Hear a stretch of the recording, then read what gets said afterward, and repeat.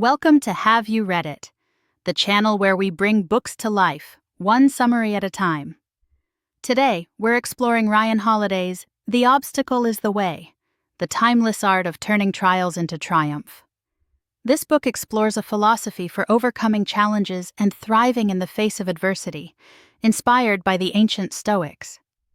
Holiday argues that obstacles are inevitable, but they also hold hidden opportunities for growth and success. He uses historical figures like John D. Rockefeller, Demosthenes, Abraham Lincoln, Ulysses S. Grant, Thomas Edison, and Margaret Thatcher to demonstrate this philosophy in action. These figures, Holiday explains, transformed obstacles into fuel for their ambition, much like the Stoics he admires. The core idea, borrowed from Marcus Aurelius, is that the impediment to action advances action. What stands in the way becomes the way. This means turning obstacles upside down, finding a way out, adapting, and never seeing setbacks as permanent. We often feel paralyzed by systemic issues like unemployment or individual limitations like fear. We blame external factors or ourselves, but the real problem, Holiday suggests, is our attitude and approach. He believes we lack a framework for understanding and acting upon obstacles. Rockefeller's story exemplifies this. During the Panic of 1857, he observed the market, learned from others' mistakes, and saw opportunity where others saw disaster. This allowed him to control 90% of the oil market within 2 decades, thriving amidst chaos. He even saw adversity itself as a form of education. The book proposes a 3-step process for overcoming obstacles: perception, action, and will. Perception involves how we view problems. Action is about breaking them down and turning them into opportunities, and will is about handling defeat and difficulty.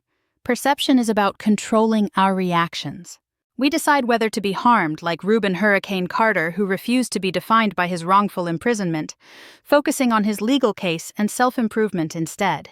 We decide how to tell ourselves the story of what an event means, seeing opportunity where others see crisis, like Rockefeller. Like Ulysses S. Grant remaining calm amidst danger, we must steady our nerves and accept what we can't control, focusing on the task at hand. Like astronauts trained to avoid panic, we must regulate our emotions, using logic to defeat unhelpful feelings and focusing on what we can change. The key is objectivity. Musashi, the samurai swordsman, distinguishes between the perceiving eye that sees problems and the observing eye that sees what is. We should strive for the latter, removing subjective judgments and seeing things clearly, like giving advice to others.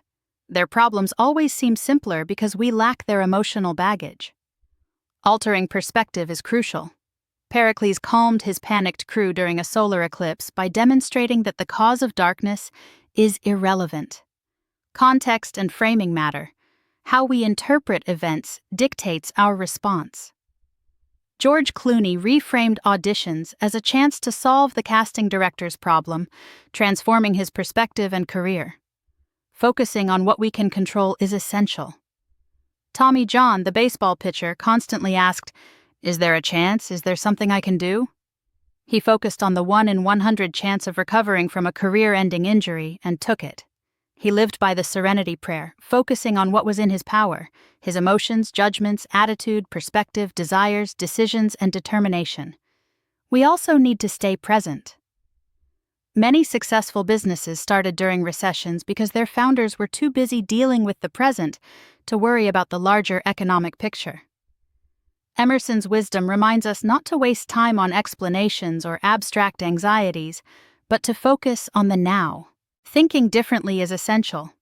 Steve Jobs' reality distortion field pushed people beyond perceived limitations. He knew that high aims could create the extraordinary. He dismissed the realistic and conservative, pushing engineers to meet seemingly impossible deadlines. Obstacles often contain hidden opportunities. Eisenhower, facing the German blitzkrieg, saw an opportunity to trap the enemy, turning a perceived disaster into triumph. Laura Ingalls Wilder's pioneer spirit exemplifies finding good in every situation, choosing to see potential rather than being defeated by circumstances. Action is the solution. Demosthenes, despite a speech impediment and stolen inheritance, relentlessly trained himself to become the greatest orator of Athens. Action is innate, but we often hesitate. We must act decisively like Demosthenes. We must get moving like Amelia Earhart, who accepted the risky opportunity to be the first woman to fly across the Atlantic. Starting, gaining momentum, and pressing ahead are key. We must also push ourselves further, like Rommel, who was always on the offensive. Aggression and initiative are important. Persistence is vital. Grant's relentless siege of Vicksburg demonstrates the power of refusing to give up, ultimately leading to a crucial victory and a new military strategy. Edison's testing of thousands of filaments for the light bulb shows that genius is often persistence in disguise. Iteration is essential. Silicon Valley's minimum viable product model embraces failure as a feature, iterating and improving based on feedback. Like entrepreneurs who learn from failed investments, we should see failures as lessons, asking what went wrong, what can be improved. Process is key. Nick Saban's The Process focuses on executing the task at hand, step by step, rather than being distracted by the prize. This allows even mammoth tasks to become manageable. Like James Pollard Espy learning the alphabet, we break down complex problems into smaller, achievable steps. Doing our job well, whatever it may be, is crucial. Andrew Johnson and James Garfield, both future presidents, took pride in their humble beginnings, excelling in every task, and using it as an opportunity to learn and grow. We should strive for excellence in every endeavor, regardless of its perceived importance. Pragmatism trumps idealism. Samuel Zemurray outmaneuvered United Fruit by simply buying the land he needed from two rival claimants, focusing on results rather than proper methods. Like Zemurray's wharfs that were really a bridge, we must find ways around the rules, prioritizing our mission. Flank attacks are often more effective than direct assaults. George Washington's strategic retreats and surprise attacks demonstrate the power of the indirect approach. B.H. Liddell Hart's research shows that decisive victories rarely come from head-on attacks. Like Phil Jackson's triangle offense, we should find leverage and avoid our enemy's strengths. Obstacles can be used against themselves. Gandhi's civil disobedience used British strength against itself, neutralizing their power. Like the Russians using winter against invaders, or Alexander the Great tiring out Bucephalus, we can make obstacles defeat themselves. Channeling energy constructively is crucial. Arthur Ashe's physically loose and mentally tight approach channeled internal energy into his tennis game, while maintaining external composure. Like Toussaint Louverture, who made an opening everywhere, we should turn constraints into advantages. Seizing the offensive at unexpected moments is powerful. Obama used the Jeremiah Wright controversy as a teachable moment to address race and gain the electoral high ground. Like Rommel's hum, we should look for decisive points and act swiftly when others see disaster. Preparing for failure is essential. While perception and action are crucial, we can't control everything. Accepting this reality and focusing on what we can control is vital. Will is our inner power. Lincoln's resilience in the face of depression and the Civil War demonstrates the power of a strong will. He embodied bear and forbear, finding purpose in a cause larger than himself. Building an inner citadel, like Roosevelt overcoming asthma, is vital. We must cultivate strength, resilience, and fearlessness through physical and mental training. This prepares us for inevitable challenges. Anticipation, or premeditation of evils, is crucial. Like a CEO conducting a pre-mortem, we should envision what could go wrong and prepare accordingly. This mitigates the surprise and discouragement of unexpected failure. Acquiescence, accepting what we can't control, is key. Thomas Jefferson, despite a speech impediment, became a powerful writer, finding his strength in a different domain. Like Phil Jackson benefiting from a hip injury, constraints can lead to unexpected advantages. Amor fati, loving fate, is essential. Edison's reaction to his factory fire demonstrates this, seeing opportunity even in disaster and quickly rebuilding. Like Jack Johnson smiling through adversity in the boxing ring, we should channel negativity into strength and find joy in every situation. Perseverance is the long game. Odysseus's 10-year journey home embodies this, enduring trials and setbacks with relentless determination. Like Magellan's ability to endure hunger, perseverance is often the key to success. Recognizing that there's always something bigger than ourselves is crucial.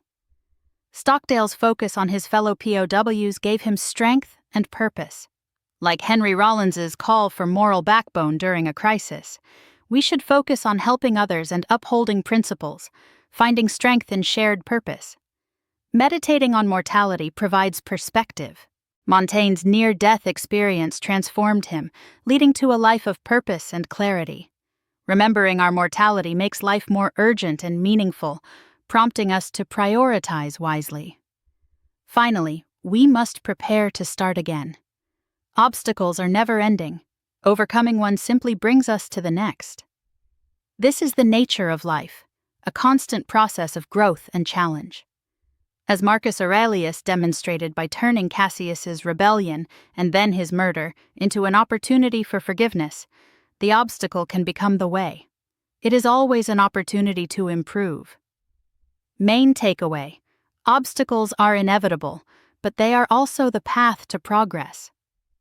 By controlling our perceptions, taking decisive action, and cultivating a strong will, we can turn adversity into advantage. Easy to remember heuristics. The obstacle is the way. Perception, action, will. Persist and resist. Focus on what you can control. Steady your nerves. Control your emotions. Practice objectivity. Alter your perspective. Find the opportunity. Prepare to act. Get moving. Practice persistence. Iterate. Follow the process. Do your job, do it right. Find what works. Use obstacles against themselves. Channel your energy. Seize the offensive. Prepare for none of it to work. Build your inner citadel. Practice anticipation. Master acquiescence. Love your fate. Find something bigger than yourself. Meditate on your mortality. Prepare to start again. Thanks for watching. Make sure to give this video a thumbs up and hit that subscribe button so you never miss our next book dive.